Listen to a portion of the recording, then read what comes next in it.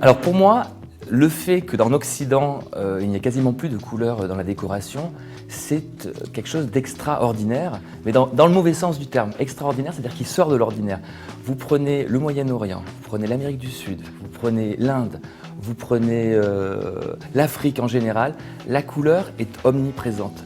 Les gens aiment la couleur. Et même en Occident, remontons ne serait-ce pas très loin, dans les années 80, nos grands-parents avaient des cuisines ultra colorées, avec des papiers peints orange, il y avait du papier peint absolument partout. Dans les maisons de campagne, il y avait la chambre bleue, la chambre verte, la chambre rouge.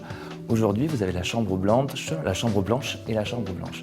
Donc la couleur a vraiment disparu. Les derniers chiffres de vente de peinture blanche, par exemple, sont catastrophiques, tellement elles progressent. Pour moi, c'est une catastrophe, parce que pour moi, la couleur est vraiment importante. Alors, en quoi la couleur est importante?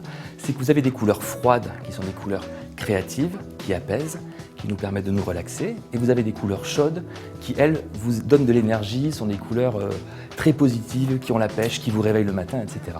Les couleurs qu'on appelle achromatiques, c'est-à-dire très désaturées, ou encore pire, le blanc, le gris, le noir, sont des couleurs qui ne produisent quasiment aucun effet sur notre inconscient. Ce qui fait qu'on est quelque part comme si on était mort. Et il faut bien voir que ces couleurs, le blanc par exemple, c'est la couleur de la mort pour 2 humains sur 3.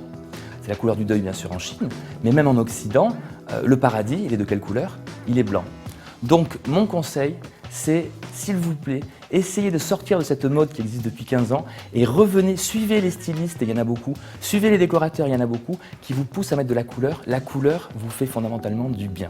Quand vous choisissez une couleur, ce qui est fondamental, c'est de vous réunir en famille, toutes les personnes du foyer, et de choisir les couleurs ensemble, jusqu'à ce que vous vous mettiez d'accord sur la couleur. Le plus mauvais choix, c'est de prendre du blanc en disant « bon, ben, tant pis, on prend du blanc ». Non.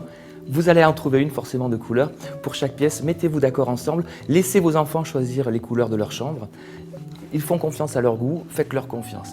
Et surtout ce qui est important, c'est vraiment de ne penser qu'à vous. Ne vous dites pas est-ce que c'est mode, est-ce que c'est pas mode. La mode, c'est pas ça qui est important. Ce qui est important, c'est votre ressenti. Les couleurs qui vous font du bien, votre inconscient va vous les dicter, va vous les donner. Donc faites-vous confiance.